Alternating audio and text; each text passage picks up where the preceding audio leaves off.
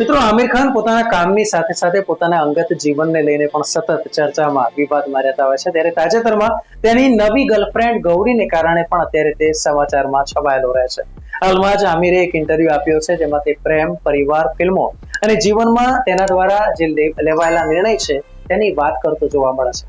YouTuber રાજ શમાની સાથેનો આ interview છે અને દરેક મુદ્દા પર તેણે ખુલીને વાત કરી છે. નમસ્કાર, રિયલ વોઇસ ઓફ ઇન્ડિયામાં આપનું સ્વાગત. મારું નામ છે નેહલ મોદી.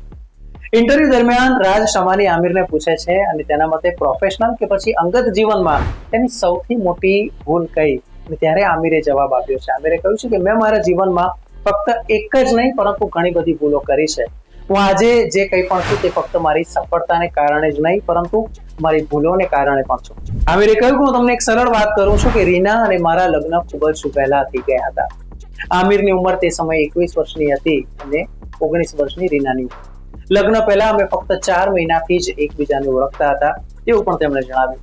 આ ઉપરાંત તેણે કહ્યું કે તે 4 મહિનામાં એકબીજા સાથે ખૂબ જ ઓછો સમય વિતાવ્યો હતો. એકબીજા માટે તેઓને ખૂબ જ પ્રેમ હતો, તેથી લગ્ન કર્યા. પણ આજે જ્યારે હું પાછળ ફરીને જોઉં છું ત્યારે મને લાગે છે કે લગ્ન જેવું મહત્વપૂર્ણ પગલું ખૂબ જ સમજી વિચારીને ભરવું જોઈએ, એવું આમિરે કહ્યું. આ સિવાય તેમણે કહ્યું કે તે સમયે યુવાનીના ઉત્સાહમાં જે ઘણી બધી ચીજ વસ્તુ છે કે જે સમજાતી નથી હોતી પરંતુ તે પાછળથી ખ્યાલ આવે છે, ત્યારે જો રીના સાથેનું મારું જે લગ્ન જીવન છે એ ખૂબ સુંદર રહ્યું છે. તો આ બાબતથી તેમણે એ વાત સ્પષ્ટ કરી દીધી કે આના પરથી એવું ન માની લેતા કે રીના એ ભૂલથી આવેલી. આમિર વધુમાં કહે છે કે રીના એક અદ્ભુત વ્યક્તિ છે. અમે એકબીજા સાથે મોટા થયા છીએ. અમે એકબીજાનો આદર કરીએ છીએ. હૃદયમાં એકબીજા માટે પ્રેમ છે. મને લાગે છે કે કોઈ આટલી નાની ઉંમરે આટલી વહેલી ઉતાવળમાં આવું મોટું પગલું, લગ્નનું પગલું ન ભરવું જોઈએ. તો આજે જ્યારે હું પાછળ ફરીને જોઉં છું ત્યારે લાગે છે કે મેં તે જે નિર્ણય ન લીધો હોત તો આજે હું તમારી સામે બેઠો પણ નથી. હું તેના માટે તેને દોષ આપી શકતો નથી, કારણ કે મને તે લગ્નમાંથી 2 સૌથી સુંદર ભેટ મળી. એક ભેટ એટલે પુત્ર જુનેદ અને ઈરા. મને રીના સાથે 16 વર્ષ વિતાવવા મળ્યા અને આ બધી જ બાબતો ભૂલો નથી પણ એ સારી વાત છે. એક રીતે હું તેને ભૂલ કહીશ કે પછી 4 મહિનામાં અમે નક્કી કરી લીધું હતું કે અમે લગ્ન કરી રહ્યા છીએ. આટલો મોટો નિર્ણય આટલી ઝડપથી લેવામાં આવ્યો, તેને હું ભૂલ માનું છું.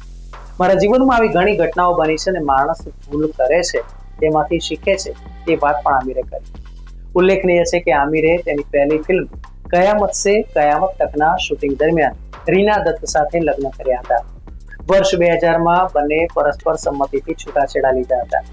આજે બંનેને 2 બાળકો છે, જુનેદ અને આયરા.